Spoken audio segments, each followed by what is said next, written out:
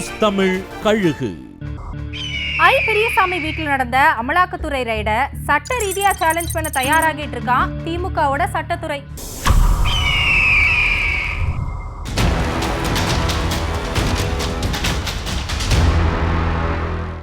அண்மையில ஊரக வளர்ச்சித்துறை அமைச்சர் பெரியசாமி மற்றும் அவரோட மகனும் எம்எல்ஏவுமான பி செந்தில்குமாருக்கு சொந்தமான இடங்கள்ல அமலாக்கத்துறை சோதனை நடந்துச்சு. இதுல செந்தில்குமாரோட எம்எல்ஏ ஹாஸ்டலுக்குள்ள உரிய அனுமதி இல்லாம சோதனை போட்டதா அமலாக்கத்துறை மேல தமிழக போலீஸ் வழக்கு போட்டிருக்கு.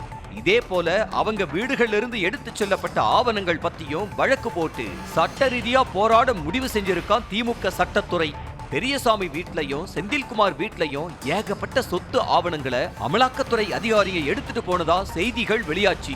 இது எல்லாமே பெரியசாமி செந்தில்குமாரோட தொகுதி மக்களோட சொத்து ஆவணங்கள்னு சொல்லப்படுது. அதாவது சிவில் வழக்குகளை தீர்த்து வைக்க சொல்லியும் பட்டா கேட்டோம் எம்எல்ஏங்கிற முறையில இவங்க கிட்ட தொகுதி மக்கள் கொடுத்த விண்ணப்பங்களோட இணைக்கப்பட்டிருந்த சொத்து ஆவணங்களை தான் அமலாக்கத்துறை அதிகாரிகள் எடுத்துட்டு போனதா பெரியசாமி தரப்பு குற்றம் சாட்டுறாங்க. இத சட்ட ரீதியா சந்திச்சு அமலாக்கத்துறையோட நடவடிக்கைகள்ல மீண்டும் கேள்வி எழுப்ப திமுக தயாராயிட்டு இருக்கான்.